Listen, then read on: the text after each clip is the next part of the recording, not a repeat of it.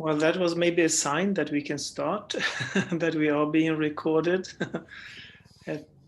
All of you, while people are attending, coming into the room, you're welcome to our second session with the title COVID-19 Measures on Border Controls and Movement of Persons in the EU. And with an intensive evening, Friday evening, we will continue with the presentation by Professor Elspeth Guild, and I'll make a short presentation quite soon. But let me just give you a more framework of the technical level of how we will proceed. So we will have, let's say, a talk and a presentation of Guild for 45 minutes with a PowerPoint slide. And then we will open up the floor for the audience with comments and questions. So it won't be a panel like in the other session. It will be more lecture and time for questions and comments. So meanwhile, the Professor Guild is giving her presentation. You're welcome to raise your questions in the chat. And me and my colleague Sona will gather the questions, categorize them a little as best we can, and communicate that with our lecturer. I think that's yes, and then we will probably have good time for both the presentation and the discussion at the end. Okay. We are getting more people at the room, but I think we can start slowly with the presentation. Elspeth Guild is a G. Monet professor at Queen Mary University of London and also at the Radboud University of Nijmegen, and a visiting professor at the College of Europe, Brugge. And her expertise lies within the area of EU law, particularly EU justice and home affairs, including immigration, asylum, border controls, among other areas. And Professor Guild is also the co-editor of the European Journal of Migration and Law, as well as the book series Immigration and Asylum Law and Policy in Europe. And in her writings, Professor Guild has also raised concerns for how the global pandemic may, in terms of multiple overlapping legal regimes, impact the legal obligations of states, specifically concerning migrants. And she expresses this well, I believe, in terms of the need to address the interrelationship between global health emergencies, refugee protection, and human rights obligations. And I think your presentation here, Professor Gill, links very much to some of the concerns that were raised in the earlier session of human rights, and we look forward on hearing you more. Please, this space is yours. Thank you very much, Una, and thank you very much to your team. I'm very honored to be invited to do the keynote speech at the end of your project, a project which has been particularly interesting for me in terms of your global reach, in looking at different aspects of migration and asylum protection, and also your interdisciplinary approach. I had the great pleasure of listening to your panel this afternoon, and I will undoubtedly make a few comments and a few responses to some of the things which were said in that earlier session. In particular, I think there are some issues about the new pact on migration and asylum that I would want to throw in. But I think that just before I start with my PowerPoint presentation, leading on from the discussion which took place this afternoon, and I'm assuming that most of our participants did log into that one as well, I would say that the idea that migration is toxic in the European Union needs to be taken with a grain of salt. One of the things that I'm going to look at in some depth is, of course, free movement of EU citizens and their third country national family members. And that certainly is anything but toxic. It is one of those rights which, according to Eurobarometer, EU nationals consider the most important as the manifestation of citizenship of the European Union. And I would also say that before we say that migration is a toxic issue in the European Union, we also need to remember that according to the European Statistical Agency, Eurostat, which collects statistics on the issue of first residence permits in the EU, in 2018, which is the last year that they've published the statistics for 2019 will come out, but haven't come out yet. EU member states issued over 3 million first residence permits to third country nationals.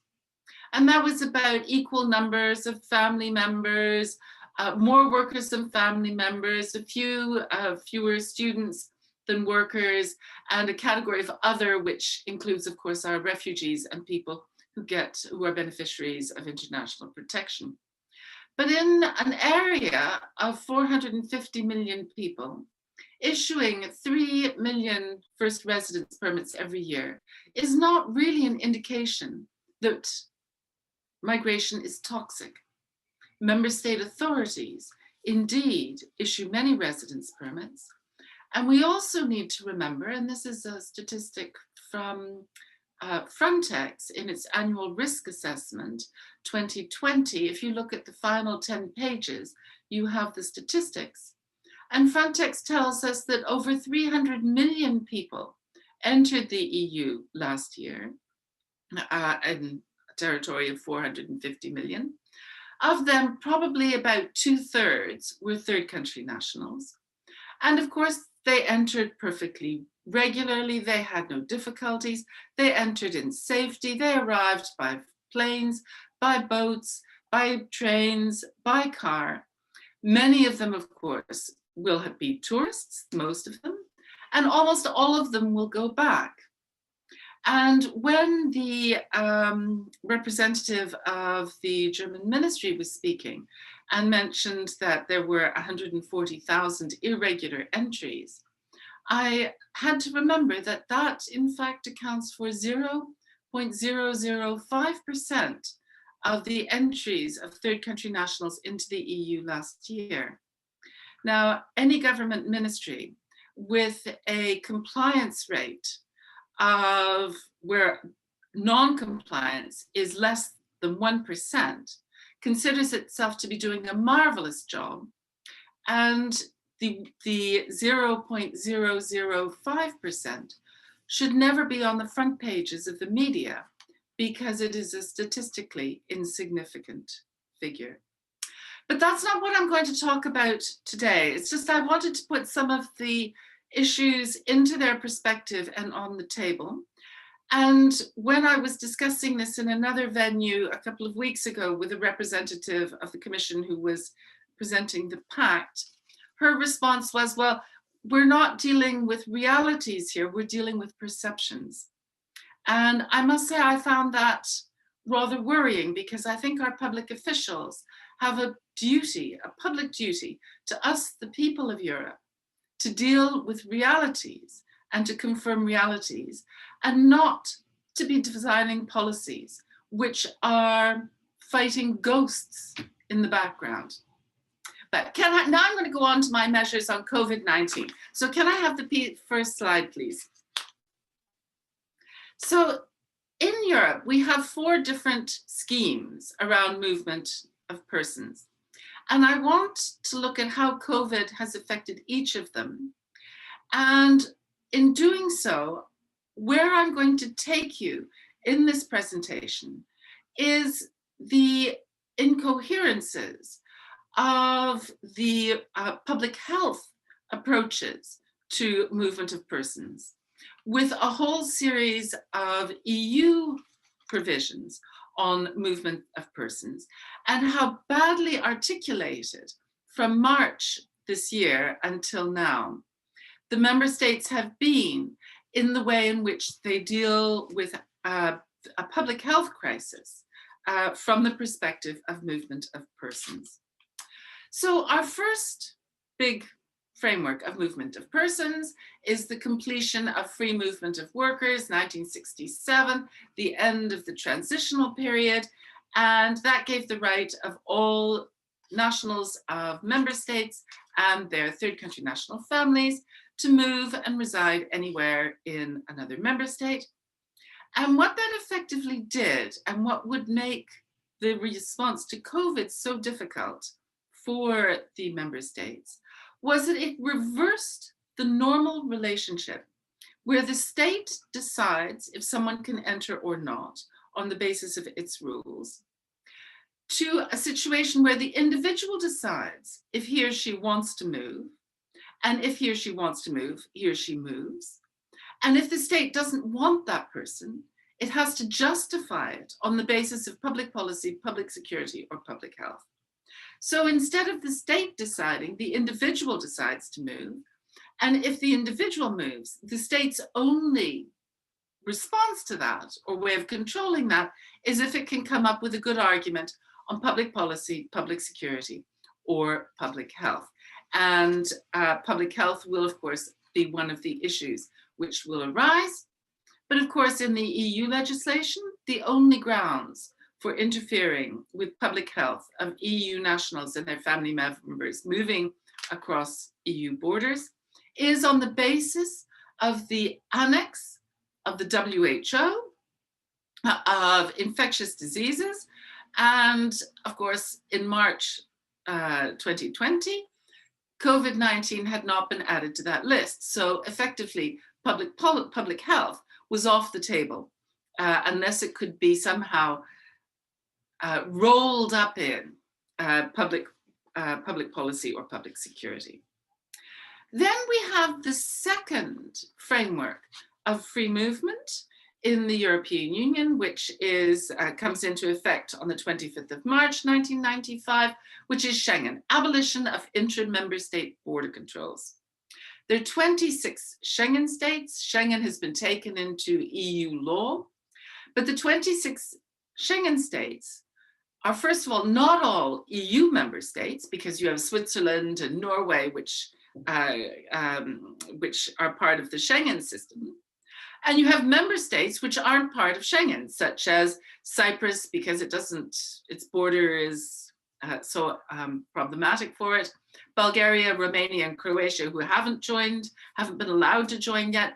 And Ireland, which decided it didn't want to join, but may do now that Brexit is going to happen.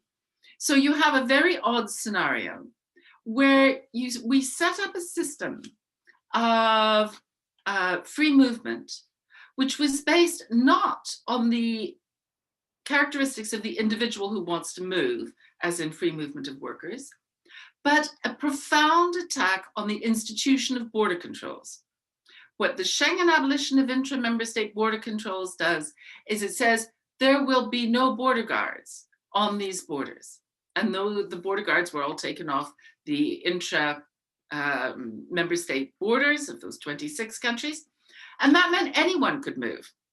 EU nationals, third country nationals, regular, irregular asylum seekers, secondary movement refugees, the whole lot. And that's where the whole legal, political discussion about the so-called secondary movements, illegal secondary movements of asylum seekers, comes from that particular scenario. This decision to take the border guards off those particular borders. Then we have, in 2006, the Schengen Borders Code, and we consolidate what is the external border. Who can come into the external border of the Schengen area? Again, these 26 states, with these EU states that are kind of hanging in there on the edges. And we set up our provisions on arriving at the external border. And there, of course, I just gave you the figure. According to Frontex, probably about 100 to 200 million third country nationals enter the EU every year, and they do so on the basis of this Schengen Borders Code and its provisions. And then we have the fourth regime, which is the Refugee Convention and refugee protection and the prohibition on any state which is a party to the Refugee Convention, which all member states are, the Refugee Convention has been brought into European law. They cannot send someone back to a state where they fear persecution without a full and fair determination of whether their claim to a well-founded fear of persecution is justified or not. And that's been extended in the Torture Convention in 1984, and all the member states signed up to that. No, we don't want to send anyone back to torture. It's been extended more recently in 2006 to the UN Convention on Enforced Disappearances. And the non-refoulement provision has now become really part of the furniture of any movement regime of states which are parties to the convention. Can I have the next slide, please? And then we have COVID-19. Turns up in Europe in January, February, tremendous impacts in Italy. It moves up and around Europe, as we've all seen, with a fair degree of ease. And one of the things that EU member states do in their attempt to try and control the rate of infection of COVID-19 is they look to their interior ministries and say, what should we do? And they fall into what Professor John Agnew calls the territorial trap. That the solution is to close the borders, close the intra-Schengen state borders, prevent people from moving, and you'll solve your problem. Now, we already had a first attempt at the using the territorial trap to try and deal with the arrival of refugees in 2015. And Austria, Germany, and Sweden are still using that exception and have border controls between themselves and some of their neighbors. We had on the 14th of December 2015, a whole new bunch of intra-Schengen border controls on the basis of counterterrorism, terrorism and counterterrorism.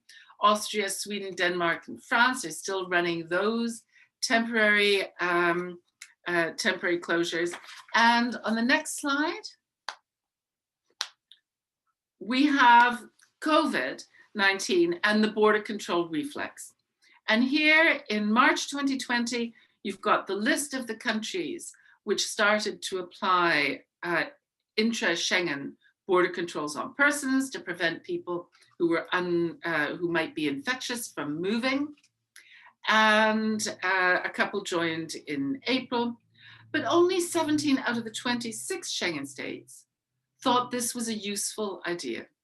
So you have a division within this area of 26 states about whether closing borders is a good thing, a bad thing, or an indifferent thing. You have the problem that you have virtually no infrastructure at the borders because it's been 25 years since we had intra-Schengen border controls. And you have a lot of posturing about how these controls, these intra-Schengen border controls, are somehow going to help stop the pandemic from moving. And I'll come back to some of the consequences about that in a minute. Could I have the next file, please? So, which states are still conducting intra-member state, intra-Schengen border controls on COVID grounds? Well, there they are, Denmark, Hungary, and Norway. And the scope is all internal borders except Denmark, which might decide to determine more or might not. So most of those 17 member states that decided to close the borders have in fact now lifted that and have had a realization that that's not actually a solution, that illness and pandemics do not stop at state borders. And the territorial trap reflex of interior ministries of closing borders is not a way of dealing effectively with the pandemic. And then you have a number of member states like Austria, Germany, and Sweden that still have on their temporary border controls with one another for our refugees, and terrorism for another group of them there. And you can see that there's very little overlap, but it means that in any particular border check, which might take place at an internal border, you have the problem of what is it for? What is the purpose of it? Can I have the next slide, please? So then if we ask ourselves, well, what sort of borders are being closed? And the member states had to indicate which borders they were going to close. So Austria said land borders with Liechtenstein and Switzerland, Poland with Czechia and Slovakia, Portugal only land borders with Spain, Hungary. There you have this list. And what I think is important to note about this list is how incoherent it is. On the one hand, proximity seems to determine the choices. On the other hand, the types of borders, we have air, land, and sea borders, which are affected, are completely different. So there's some, you can see that there is being revealed here a fear in particular in respect of land borders. Could we move on to the next slide? And the next question is, the borders are closed for whom? We have the nature of Schengen, which is the absence of border guards. So we have a real problem about who is going to be there. Border guards too are busy getting COVID-19. They're also deployed at the external borders. We have the European Commission, which is faced with this completely incoherent approach, which has no coordination and no common justification, either among the member states in the council or on the basis of EU law. And the European Commission starts making pleas that the rules about free movement of workers should continue to apply for essential workers. And of course, as we begin to do the research on the definitions of essential workers, we see that essential workers is an extraordinarily flexible category. And it's a category into which different states see different kinds of workers working on. I've included there in particular public officials on business, because of course that is the first thing that a European Commission official is concerned about is whether he or she is going to be able to move, and therefore he or she will put his or her category into the list of the guidelines of essential workers, because of course we know that bureaucrats moving must be essential in all forms. There was also a curious plea to allow the passage of nationals mainly from most Western Balkan states, but not all. Albania seems to have been left out, and Turkey, to allow their citizens to transit the EU to go home. So the idea was that there would be quite a lot of nationals third country nationals, Western Balkans and Turkey, who might be trying to get home from working somewhere else in the world that's been hit very seriously, the United States, for instance, and where they would have to be transiting through the EU. Can I have the next slide, please? The issues which arise are going to be the question of the clashes with the right to move of EU citizens, the problem of the right to seek work. So what is the right of, for instance, a healthcare worker in one member state who wants to go work in another member state, and there is a closure of the border? What about family reunion? What about family members that are caught on the wrong side of borders? What about external borders, crossing the external borders? And I'll come back to that in a minute.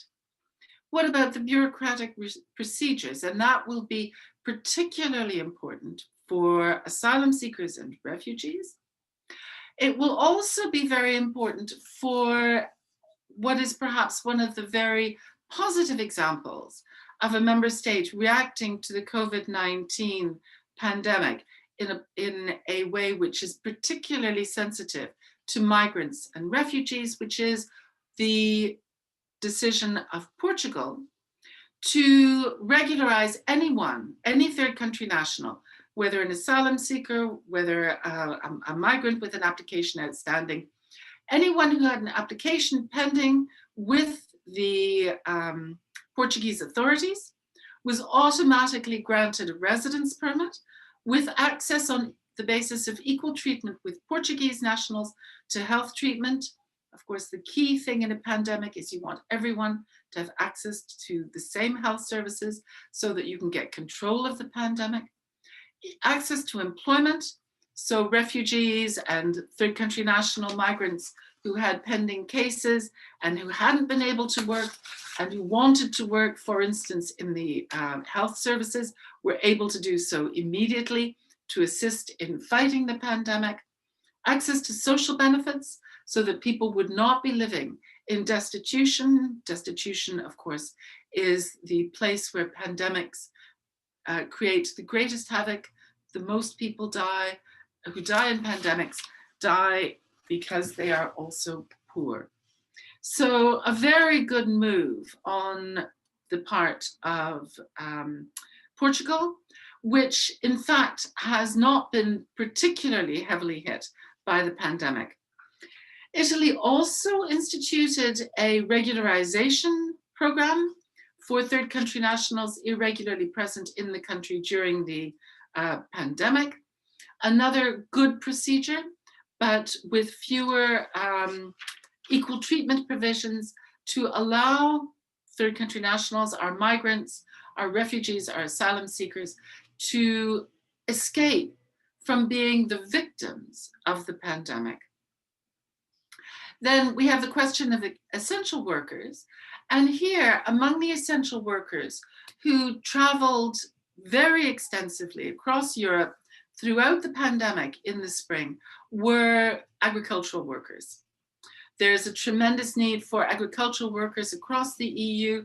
There are member states which have agricultural workers, and a particularly substantial concern in the European Commission about whether or not those agricultural workers were having proper health and safety provisions in their places of work to keep them safe from catching COVID when they were doing their work.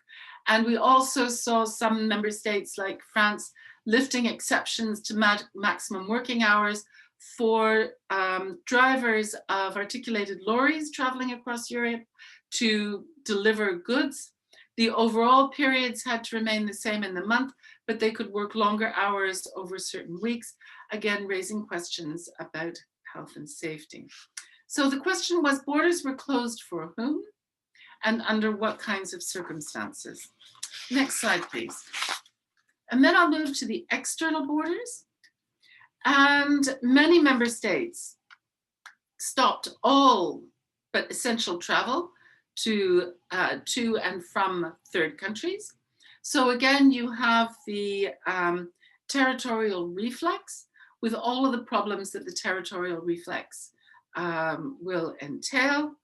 The Commission by June was requesting member states to start resuming visa processing and lifting restrictions for a number of countries. But then you have the problem of lists. Once you get into the business of making lists, you're going to have the problem of what should be coming on and what should be going off lists. Could I have the next slide, please? So the Commission then drew up, and this is just to show you the problem of lists, this list on who should be allowed to enter the EU from outside. And you can see that once you start putting together a list, you get more and more and more people involved on the list. One of the most important groups from our perspective in terms of people who were on that list, which came on quite late by the time we get to June, are persons in need of international protection or for other humanitarian reasons. So these are our refugees who automatically ought to be exempt from restrictions on entry because of the non-refoulement provision. And yet, as we will see, a number of member states failed utterly in complying with their international obligations to care for refugees. Can we have the next slide? So here we have the problem with the territorial trap. The first problem was movement among member states. What happens when you say, well, we're going to stop movement among member states? How are we going to do it? We're going to close our borders. But what about people who have entitlements to move? And then you have the problem about if you only close borders with 1 or 2 Schengen member states, what about the others? So a classic example is that if a border is closed with 1 member state, if an individual needs to travel, can they just go to another Schengen state, which doesn't have a closed border, and then cross into this, into the state they want to go to? So the whole problem of the borders is there. What happens with that question of movement among which states? Then there's the question of movement into the EU. EU nationals have a right to enter their state. Very few countries in the world, Australia though being one of them, interfered with the international right, one of the only international rights that is accompanied by citizenship, which accompanies citizenship, which is the right to enter your state of nationality. In international law, that is one right, to prevent people being banished or excluded from their own territory. You always must admit your own nationals if they want to come back to your state. And fortunately, the EU didn't stop its own nationals from re-entering or their third country national family members. I've already mentioned the problem of the infrastructure. How do you create these kind of border regimes when you haven't had an infrastructure which makes it possible? And we have the question of public acceptance.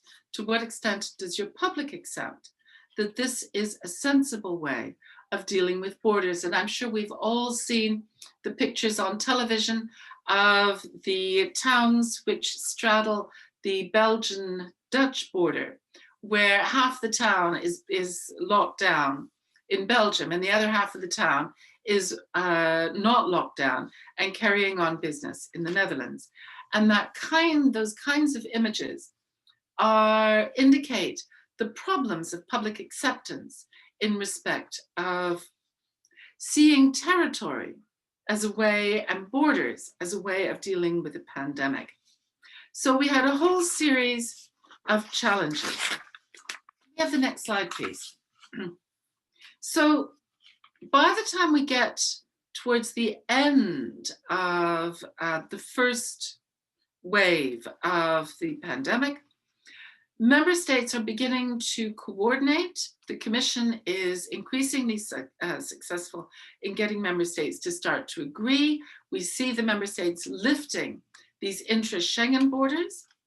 And instead of using border controls as a mechanism to stop people moving, we have increasingly the internal measures often taken under emergency legislation, doing lockdown and confinement.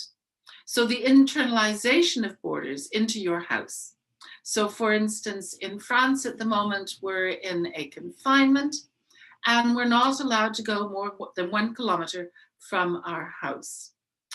One of the things that a colleague in the medical faculty looking at community medicine at Queen Mary has been looking at and is recently published on is just how different lockdown and confinement measures are in different EU states, let alone in states in Africa. And they're completely different sets of rules. We use the same words to cover completely different activities which are going on. And we know that already from for instance, the lockdown in Germany is completely different from the lockdown in France. We call them the same thing. They have certain impacts in respect of movement, but completely different ones from one another. So we're nowhere near finding any kind of coherence in respect of movement. And the second thing is that we started to impose quarantine rules. So quarantine is the acceptable face of how to deal with a pandemic. When you have a pandemic, the most important thing is not to keep sick people on one side of the border and healthy people on the other side of the border, because everyone meets at the border and the border guards are going to get sick. And what are you going to do with people who you're refusing at the land border, for instance, or the sea border, who've arrived and who are ill? The idea of just refusing them entry and leaving them on one side of the border is not going to help you deal with the pandemic. What needs to happen is immediate medical treatment. People who are sick need to get medical treatment, and that's the only way to deal with the pandemic. But one of the ways in which trying to deal with sick and healthy people who are moving, and the idea that people who move from one place to another might be sick, is of course using quarantine rules. Once again, EU member states have different quarantine rules. Sometimes they're 5 days, sometimes they're 10 days, sometimes they're 14 days. But the other problem with the quarantine rules is that they're obviously an attempt to discourage us and make travel expensive for us, because we'll have to be quarantined, because there's no provision in the quarantine rules for people who have been tested just before they leave, that if they've been tested positive as not carrying the virus, why should they then have to comply with quarantine rules? What is the effect of the quarantine rule? It's to make travel as effectively impossible for all those who haven't been exempted, who don't have to go into quarantine anyway. So we've now got an increasingly complex scenario.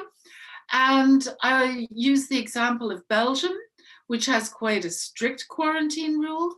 As a result of the strict quarantine rule, the European Commissioner Barnier, who's supposed to be running the Brexit negotiations for the Commission, who was in contact with somebody who had COVID, is now in quarantine in Belgium. But there's a 48-hour rule for anybody who's transiting Belgium. So if you fly in from, for instance, the United States, or from somewhere else where there's a very high COVID rate, and you can stay 48 hours without having to go into quarantine, as long as you go on somewhere else. So once again, we have quite an incoherent scenario. Can I have the next slide, please? So now I'm going to move on to essential and non-essential travel. And in the Commission's guidelines to border guards on the 16th of March, this was at the external border, there was no mention of non-refoulement. So the Commission guidelines say, well, you have to let EU nationals in and their family members, and remember about essential workers, but there was no reference to refugees. That gets corrected slightly later in a Commission communication, not directly to border guards, but to the member states, where temporary restrictions are not to affect, they say, persons in need of international protection or for other humanitarian reasons. So the Commission caught up with itself and recognized the need to comply with the member states' international obligations under the Refugee Convention, to the commitments of the EU itself to comply with the Refugee Convention, and included this provision. Could I have the next slide, please? But there were a whole series, by the time we got to April, there were a whole series of really pernicious practices that had come into effect. So on the one hand, we have a right to non-refoulement, but on the other hand, in April 2020, the Italian government closed ports to migrant boats on grounds of COVID-19. So they said, oh no, the boats which have been doing humanitarian rescue in the Mediterranean can't land in Italy on COVID-19 grounds because they're going to, because we're all going to get COVID-19. But that didn't stop all traffic in and out of Italian ports, because any boat which wasn't undertaking humanitarian rescue was allowed to use the ports. So a very problematic, obviously, a measure obviously not in compliance with the non-refoulement ground.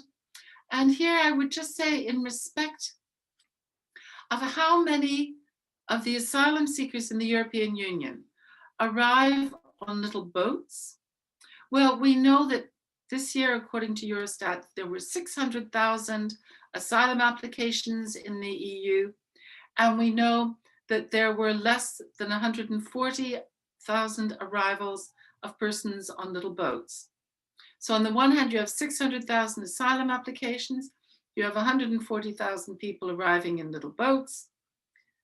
Where is the problem of the coherence of your policy when you're closing ports on COVID-19 grounds to prevent, which will prevent people from exercising their right of refoulement to non-refoulement on the basis that there are too many of them, we're being invaded and flooded, when in fact it's a tiny proportion of the 600,000 asylum seekers who apply for asylum every year or last year in the European Union.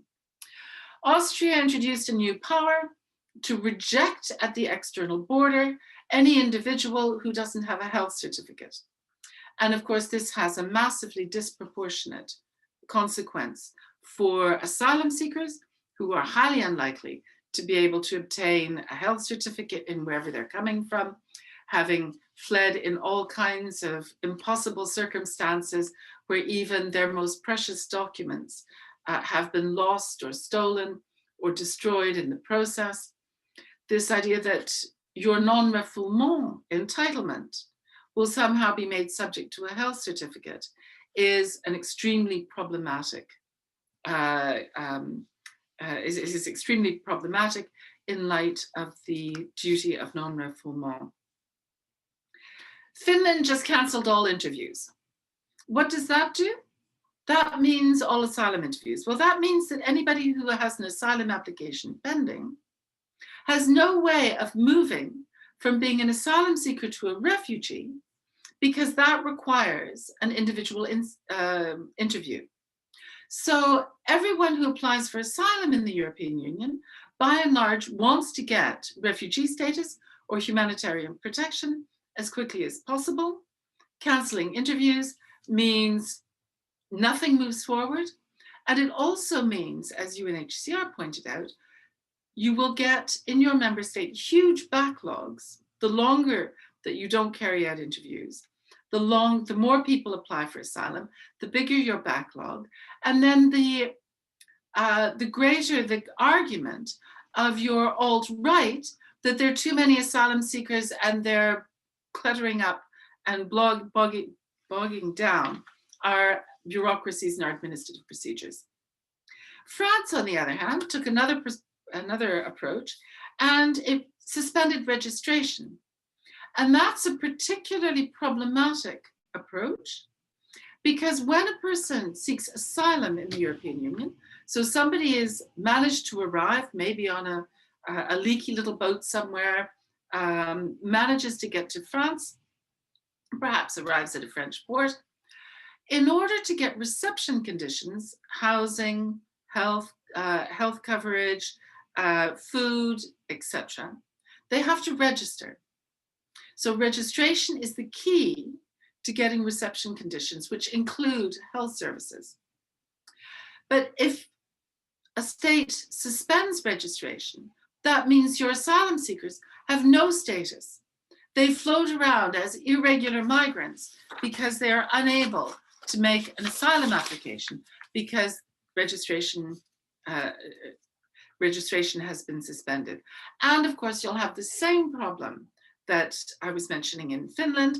You're going to have a backlog. When you do open your registration procedures again, you'll have a pent-up backlog of people who are trying to get registered, trying to get access to health services, trying to get access to housing, etc. Can I have the next slide, please? Then we have one of the very big issues for third country nationals, detention and expulsion, and the move from an asylum seeker to an irregular migrant. And I've just been describing how in France, the closure of registration turns asylum seekers into irregular migrants because they can't make their claims. And that's just one kind of example. We have the problem of the procedure, as in Finland, We have the problem of access to appeal rights. And for instance, in the Netherlands, as I understand it, appeal rights were suspended because interpreters couldn't be present. So while other parties could be present, it was a ground for suspending appeal rights. So you have the problem that your asylum seekers who are in a very fragile position, a very vulnerable position, because of state action, fall into irregularity because the procedures are stopped and their status as an asylum seeker either has never been documented in the first instance, or because their application was rejected and they can't get an appeal right that's been delayed, they fall into irregularity. So you have a whole lot of people who end up in that kind of situation. And irregularity also means, or perhaps most importantly in COVID-19 times, means only access possibly to emergency health services. So in terms of fighting a pandemic, a very negative approach. On the other hand, there was a very substantial reduction in detention generally. And the reason for the reduction in detention was that the detention, immigration detention, whether it's asylum seekers or, well, asylum seekers is a separate category, but people who are awaiting expulsion can only be justified if the member state is able to expel them. And because under COVID-19, there was no way of expelling anybody, member states released all their unreturnable detainees. Now that's on the one hand very good, because we know that conditions of detention have been people who have been in prison, have had very high levels of COVID, very vulnerable to catching the disease because of the constant interaction among people. If COVID gets into a prison, it just runs through it like wildfire.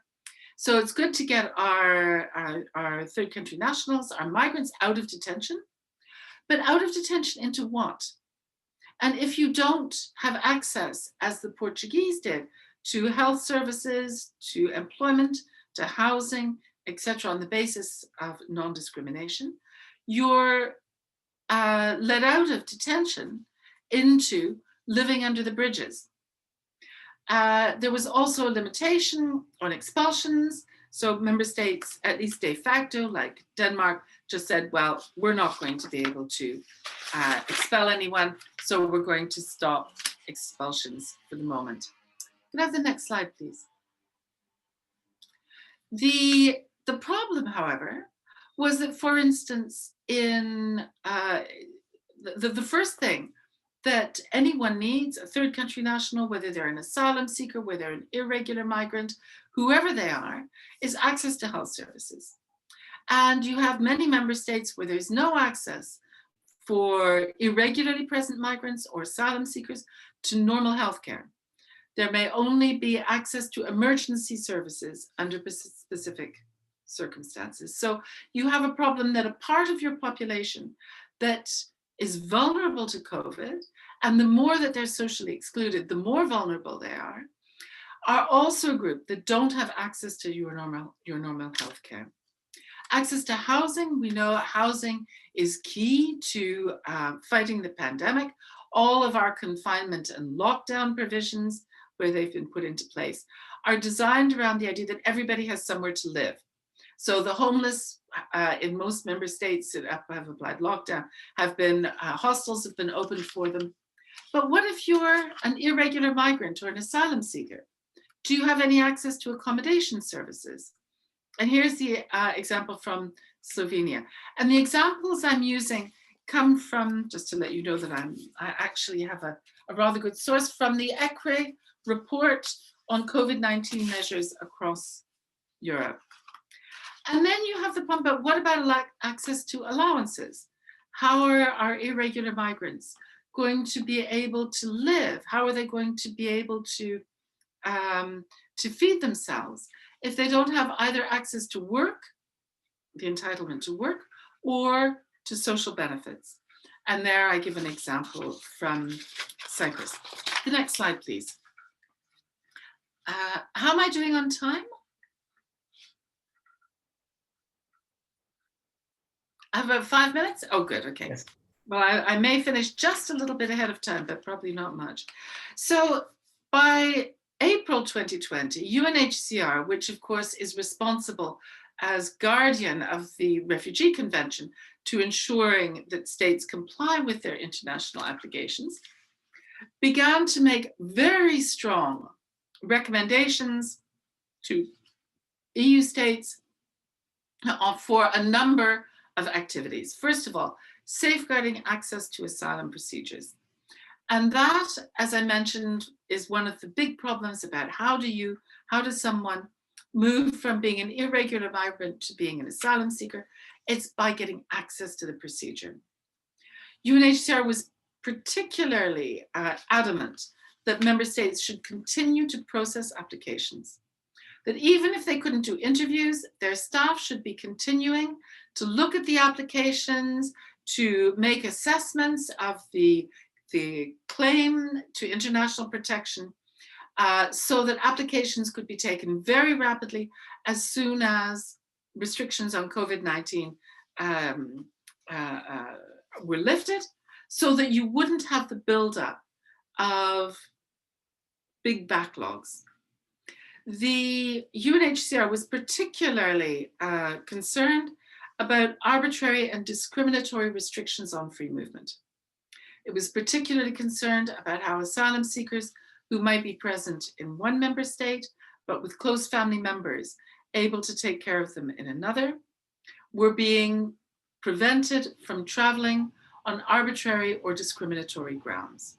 That the movement of asylum seekers across the EU, already demonized as secondary movement, was also being applied in arbitrary and discriminatory manners. The next thing that UNHCR was concerned about was the length of restrictions on asylum seekers beyond what was absolutely necessary. So restrictions on the movement of asylum seekers, which are no longer necessary because other parts of the population have been released from lockdown or other coercive measures, and yet retained for asylum seekers. And finally, the access of public health for all marginalized communities, in particular asylum seekers and refugees. And that plea for public health services was perhaps the most important one. So on to the last slide. What I've looked at here is the four phases of free movement of persons. And what we see from those four phases is a knee-jerk reaction in interior ministries to see border controls, including intra-Schengen border controls, as somehow a solution to a pandemic. And it taking quite a while for that fallacy to be revealed. We have the right of free movement of persons taking a bit of a hit, and we have the very big problem of the external border and the entitlement to non-refoulement.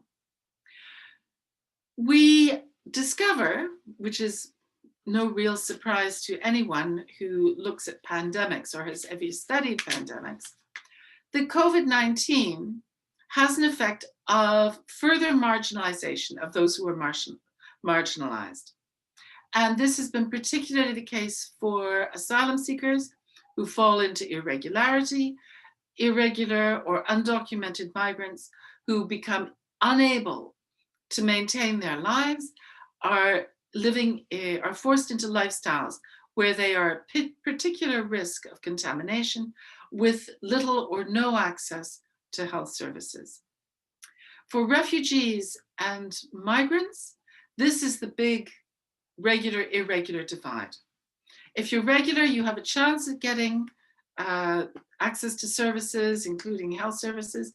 If you're irregular, it becomes increasingly more difficult, and you're treated as if you're not even present. And we have asylum seekers who start falling between these two categories. And we see the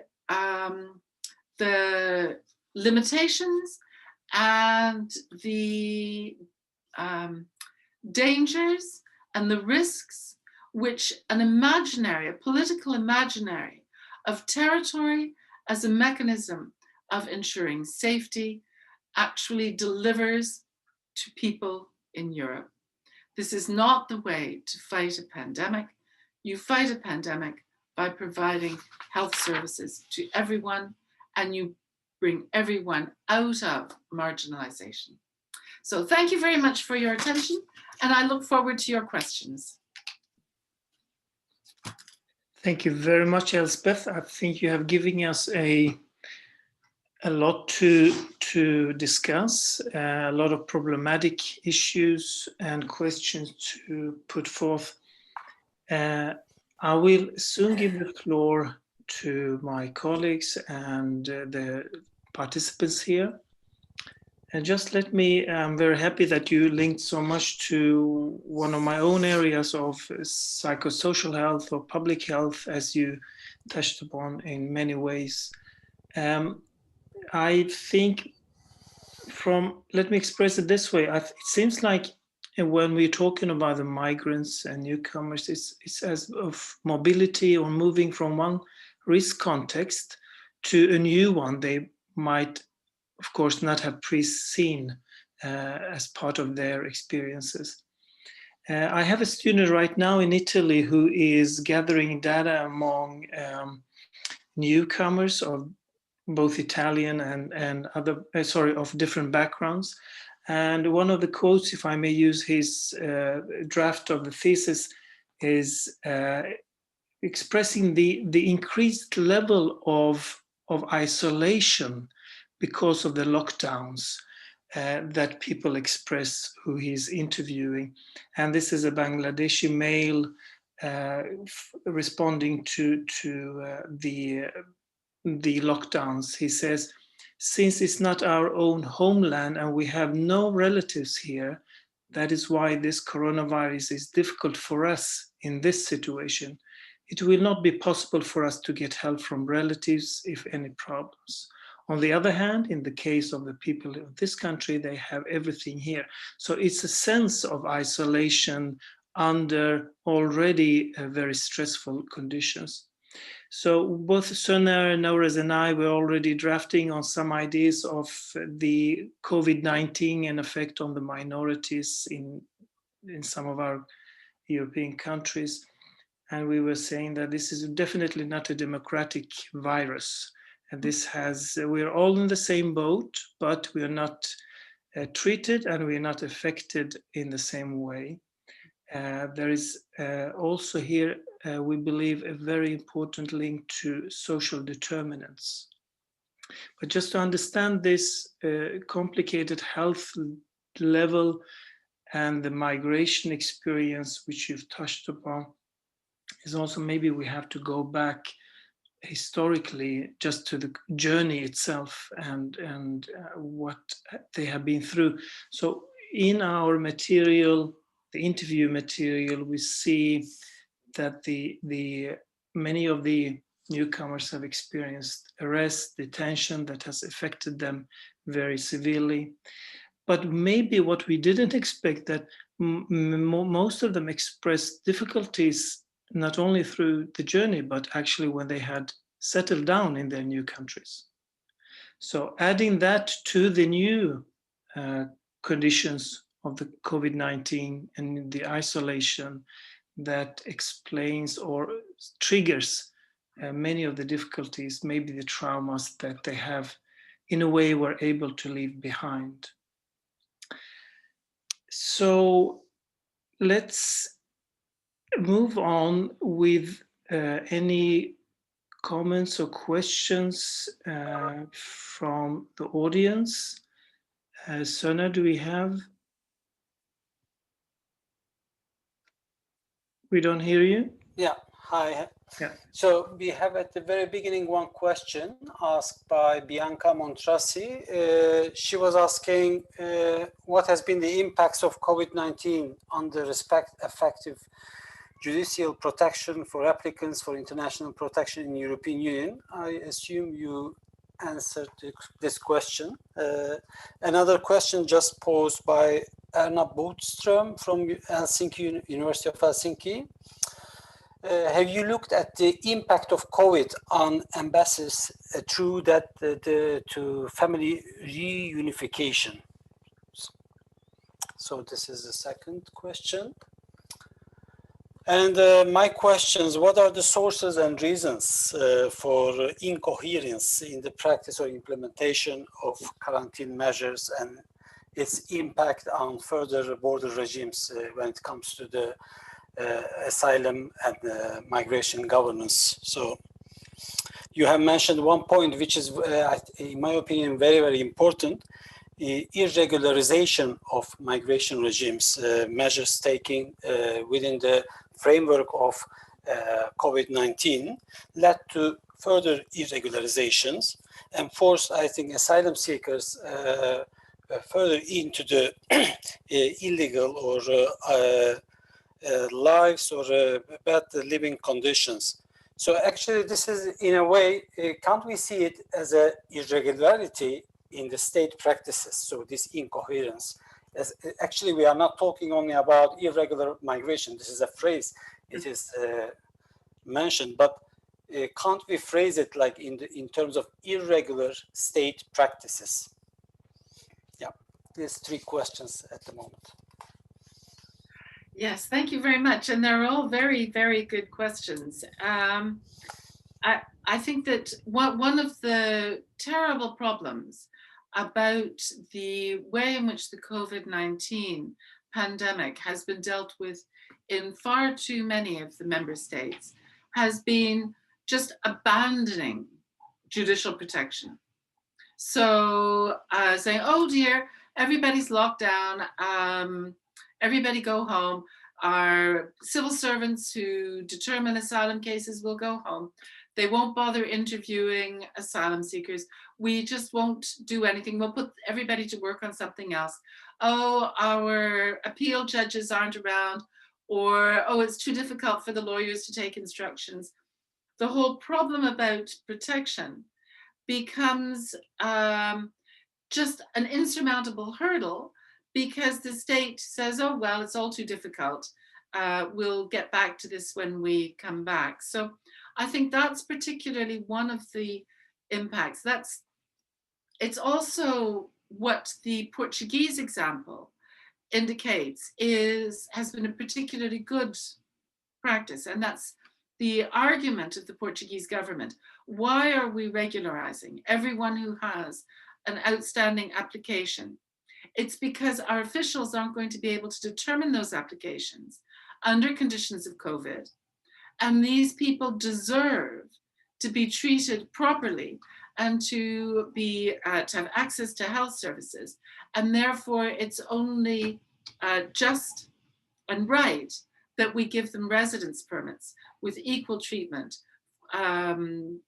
because they must not suffer as a result of administrative failure. So I think that's really what the impacts are. And I think that the argument which the Portuguese government put forward to its own people and to its opposition is a particularly just one. Who should bear the burden of the negative impacts of having an outstanding application, which isn't going to get dealt with now for 2 years? Should it be the applicant, or should it be should that harm be removed by the state by issuing a residence permit? The impact of COVID-19 on family reunification. Well, this picks up on the plea of the European Commission by the time we get to June, that member states should start issuing visas again.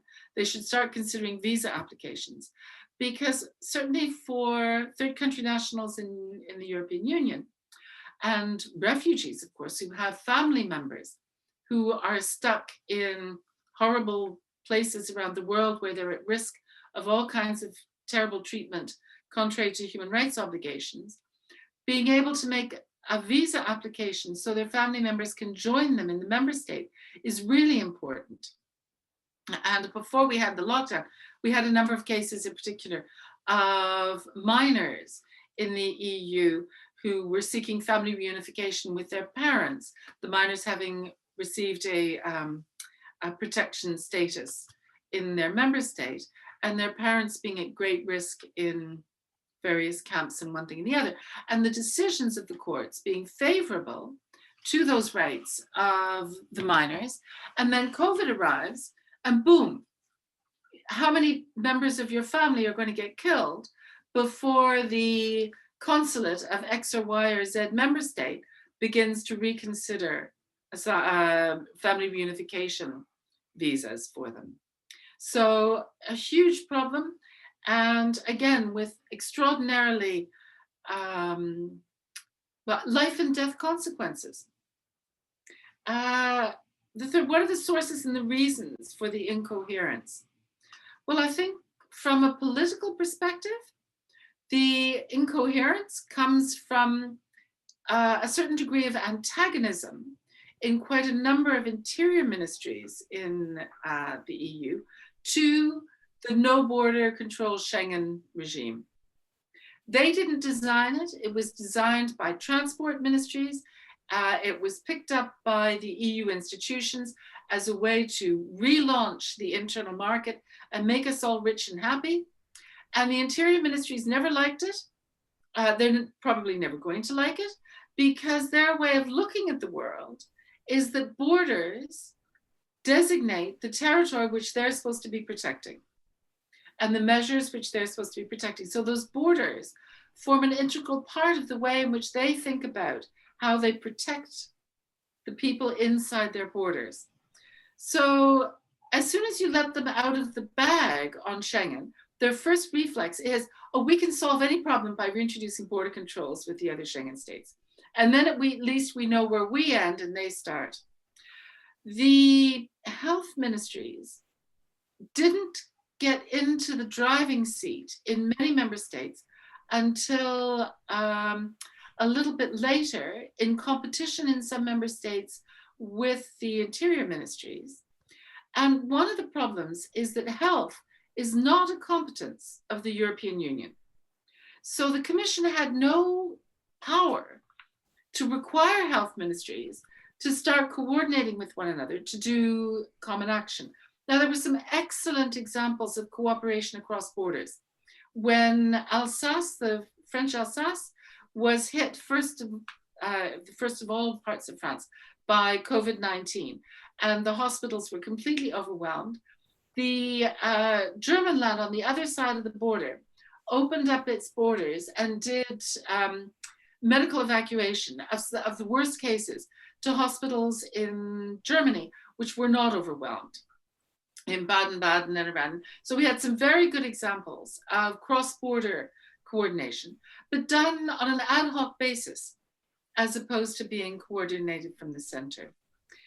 The incoherence and the failure to recognize the creation of, or the state action which makes people vulnerable, people who ought not to be vulnerable, are made vulnerable because their status becomes irregular, is, I think, unfortunately seen by interior ministries as a side effect and not as a cause of their action. Well, they're collateral damage to these policies we are having to take in order to fight the pandemic.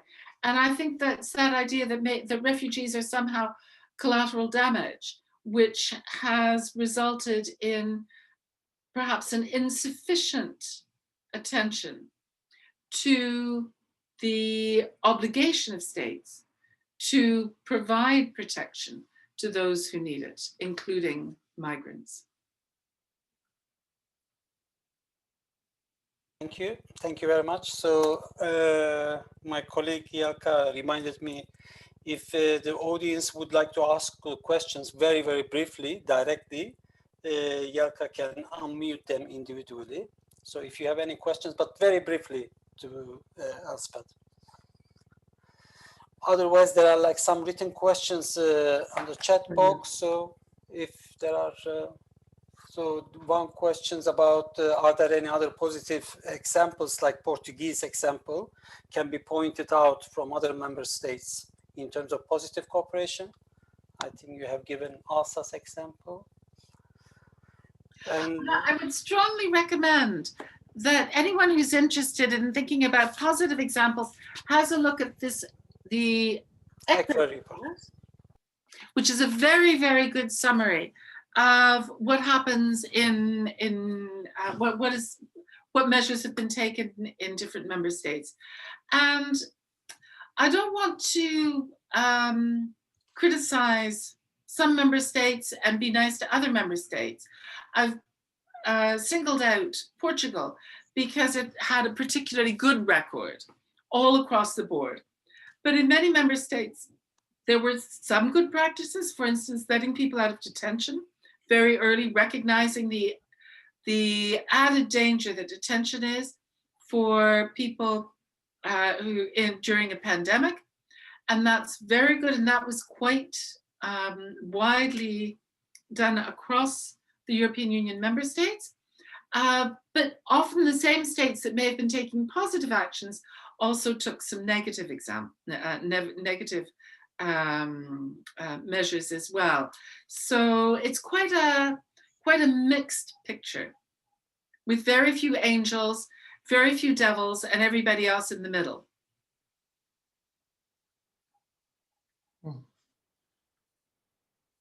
Our colleague Sabine, so she made a point. So Sabine, would you like to express by yourself? So shall we unmute you? Obviously, Sabine, yeah.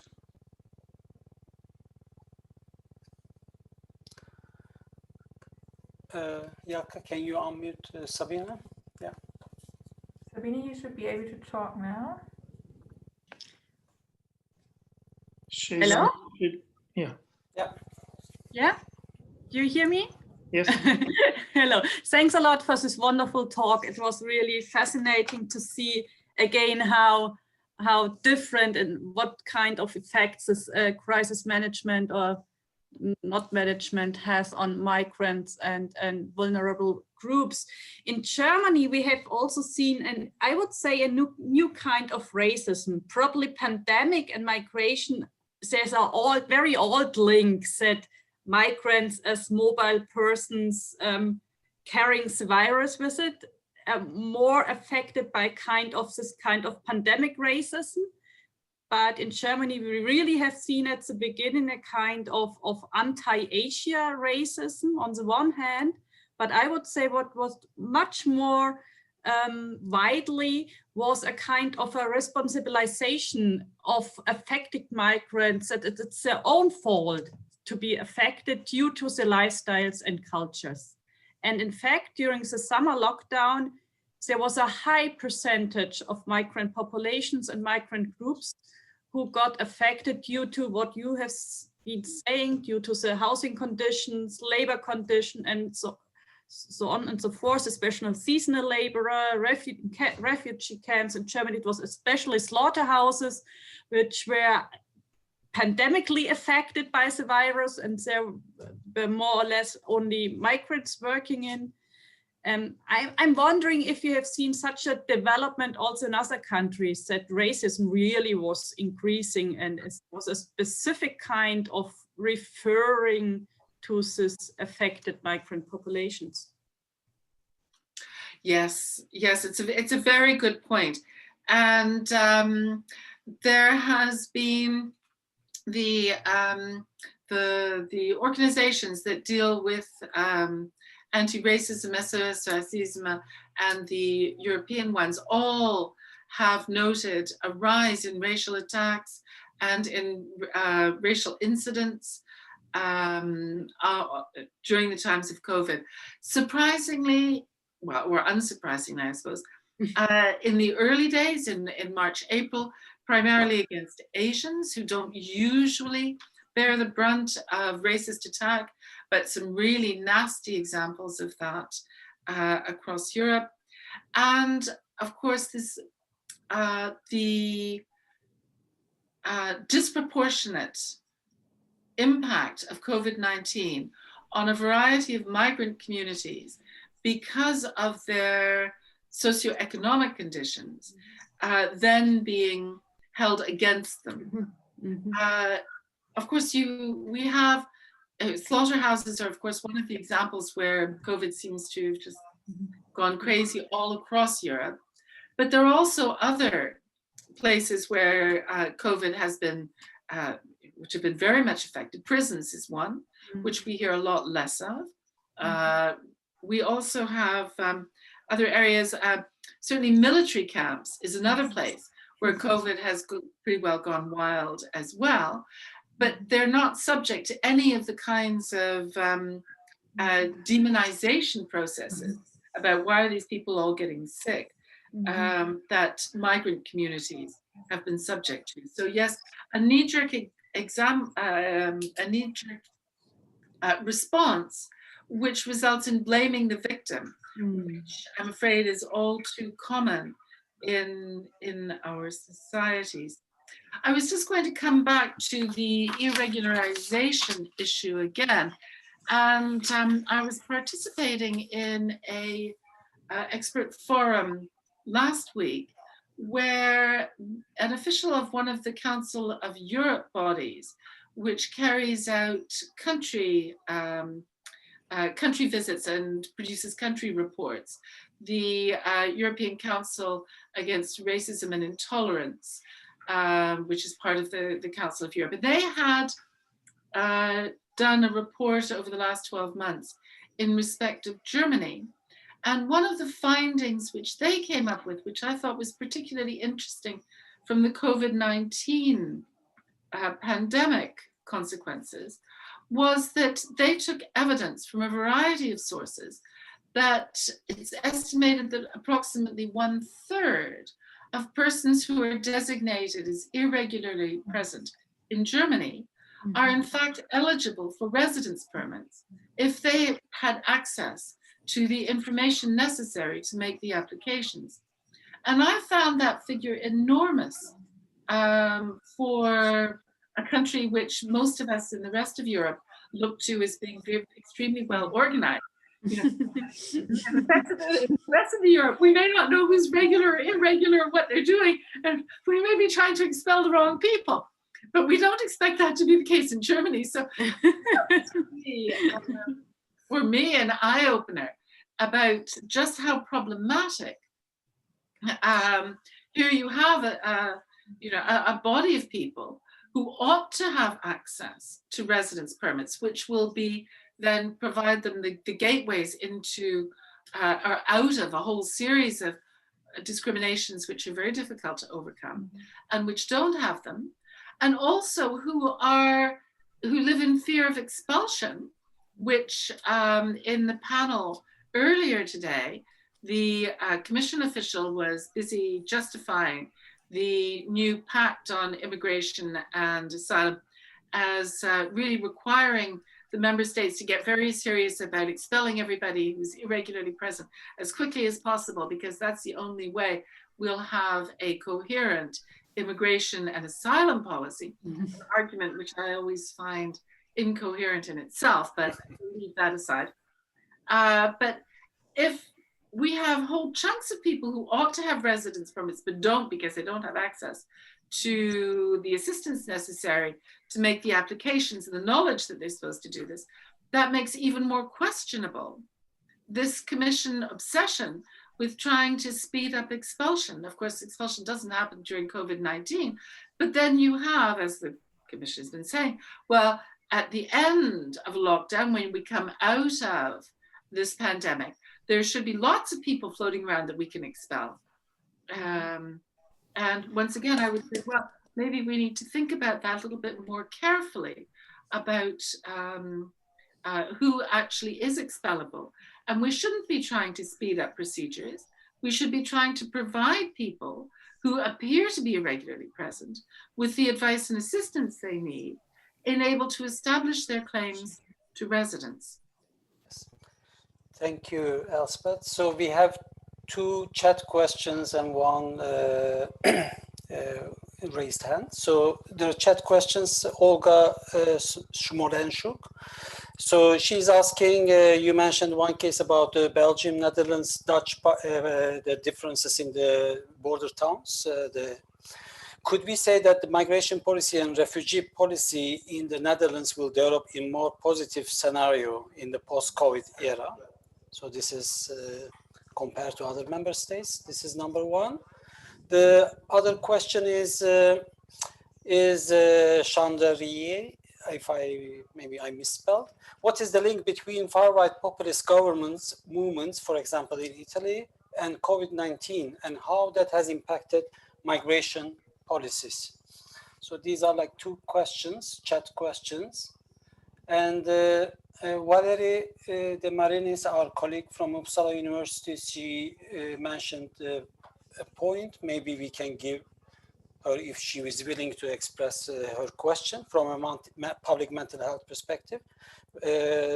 Restoration, rebuilding, I think, and trust building, yeah. But maybe she can just talk. Jill Alpes from Ghent University Human Rights Center, she has raised her hand. Yaka, can we give floor to Jill to ask her question?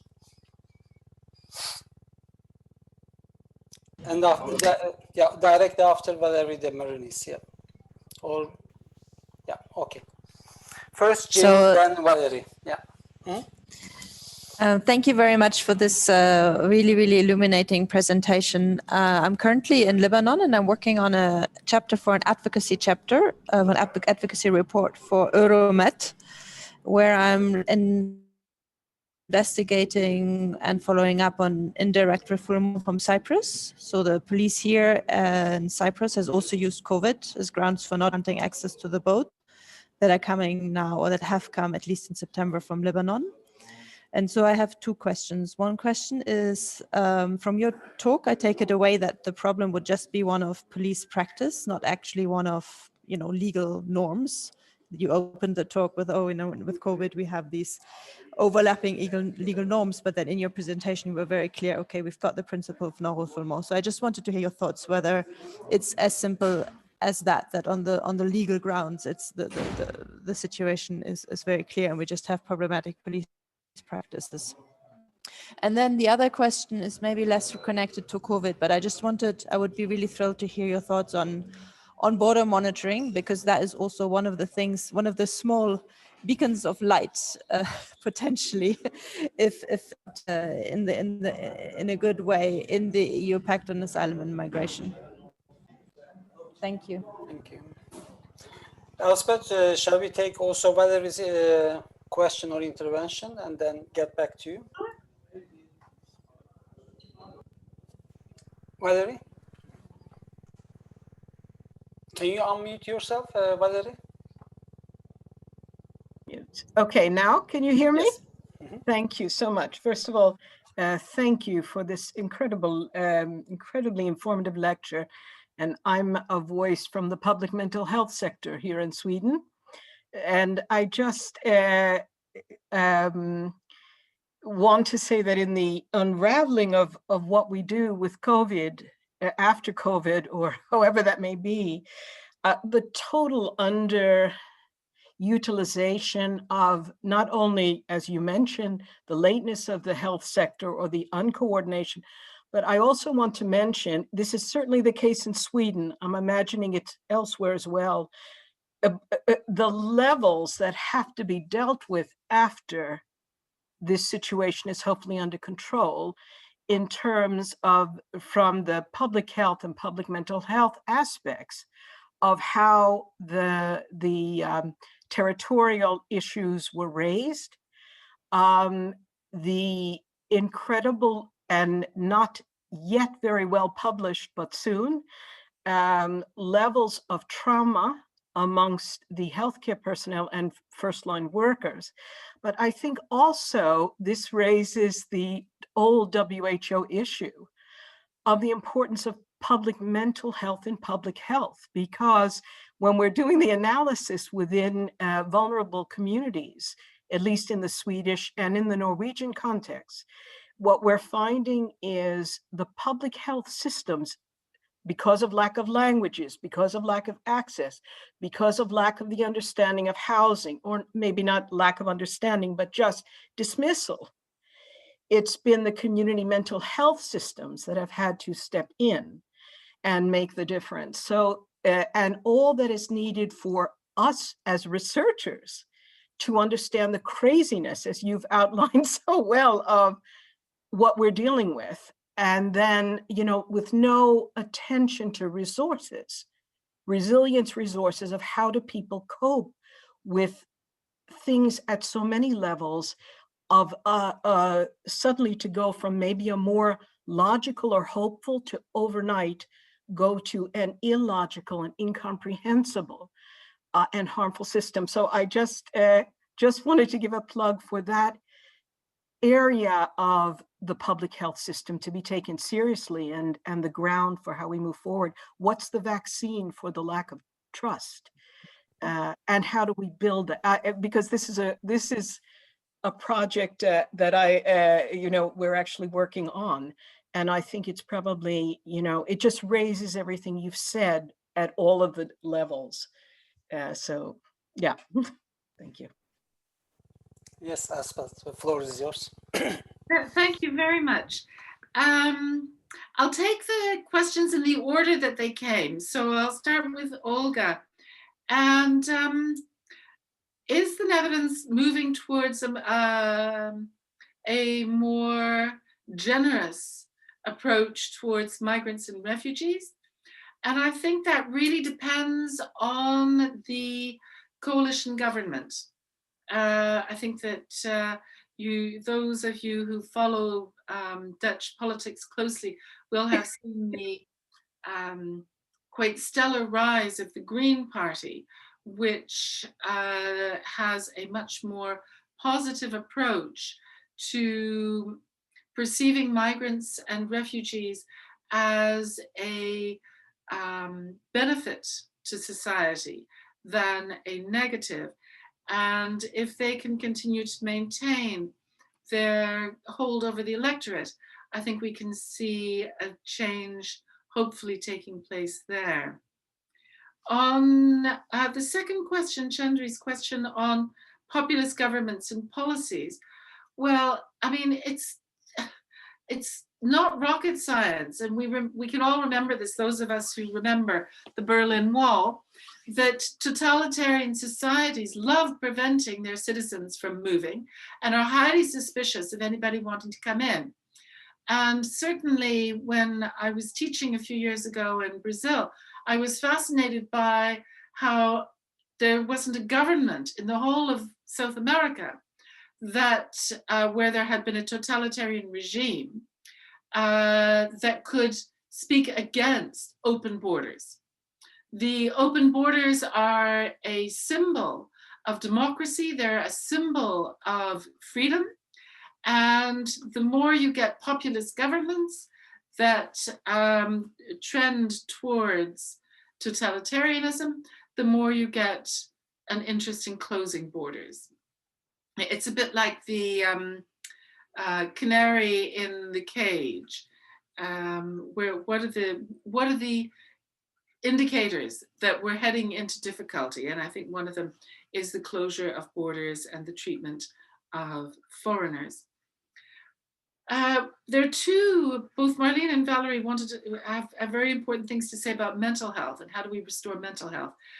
And I think it was certainly with great relief that many of us who went into lockdown or confinement this time round are doing so with governments that accept that children have to go back to school.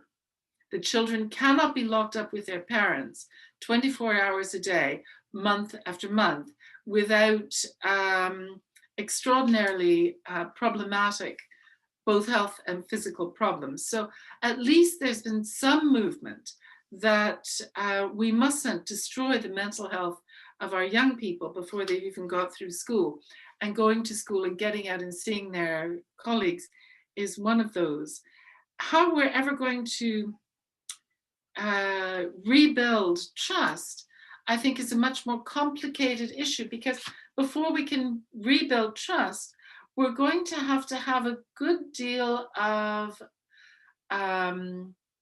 transparency and honesty about the kinds, how decisions were taken, why they were taken, and recognition that perhaps many of these decisions were not actually terribly good ones. And part of the difficulty there is that in so many member states, the public policy decisions about fighting COVID-19 were taken on the basis of emergency legislation which allowed governments to adopt a whole series of coercive measures without parliamentary control. And we see as a result of that, the consequence is you have bad policy. Government debate and discussion in government about proposed, not just about government, but in parliament, about proposed measures is not an obstacle to fighting a pandemic, but indeed has to be seen as an integral part of achieving the best measures to fight a pandemic. And the idea that emergency measures that provide excessive executive powers to take life-threatening choices about how to fight a pandemic are possibly not the best ones, and it'll be quite difficult for quite a number of our leaders to bite the bullet and perhaps admit that more parliamentary scrutiny may be better for fighting pandemics than what we have seen. But I think that may be a necessary component of trust. To Jill's question, Jill, thank you for that. And I'm fascinated. I'll be fascinated to read the outcome of your work in Lebanon on the Cyprus pushbacks. You're probably aware that the commissioner has called the executive board of Frontex to Brussels to explain what's going on with pushbacks and are pushbacks taking place. They are still illegal. The case law of the Court of Human Rights in Hirsi is still valid. Pushbacks at sea are not lawful. They are contrary to fundamental rights. And yes, we certainly need a border monitoring body with real powers to stop unlawful activities taking place at our external borders. And I think I've covered everyone's questions, and I know that I've now run out of time, but not by very much. No, thanks a lot, Elspeth. I think you touched and raised so many important questions that we probably have the interest of continuing in different formats. It seems to be in need of a recognition as a post-COVID situation, but before doing that, we probably have to recognize all the processes that have gone and maybe the mistakes that have been done. Soner, would you also like to say something before we close down for the evening? Just a few words. Bedank, Elspeth. Wonderful presentation. That's it. Thank you so much. And we're of course interested in knowing where you're sitting. Actually, I'm sitting in my bedroom in Avignon. And these are my old walls, but it's one of the few places where I can actually have the cable to my computer. That seems safe. So I am in the city which gave refuge to the popes when they had to flee as refugees from Italy. Thank you very much, Elspeth. And thank you also to everyone who have been participating.